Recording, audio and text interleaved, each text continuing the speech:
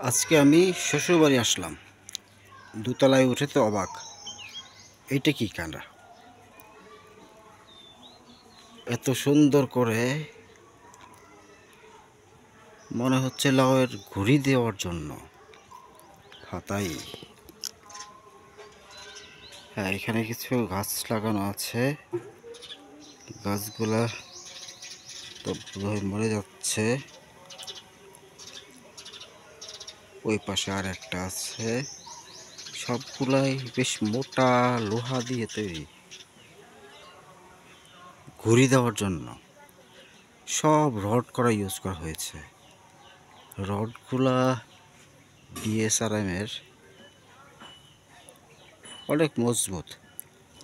আপাতত কাপড় শুকানোর ব্যবস্থা করা হয়েছে এখানে। ভবিষ্যতে কি লাভ হবে কি না বুঝতে পারতেছি না, তবে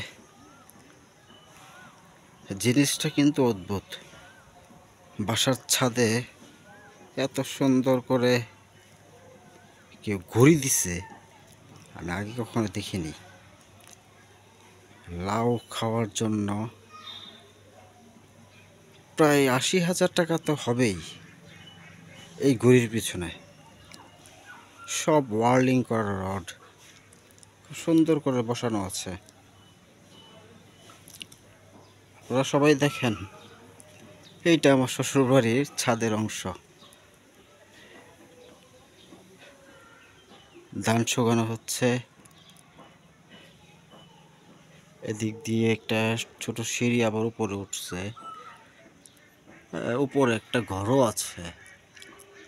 এদিক দিয়ে রুম আছে দোতলায়। সুন্দর পরিপাটি বেশ। তবে লাউয়ের ঘুড়িটা আমার কাছে অদ্ভুত লাগছে।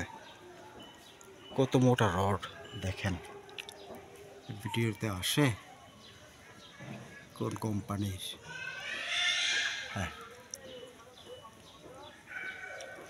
তো এইটুকুই দেখেন আপনারা।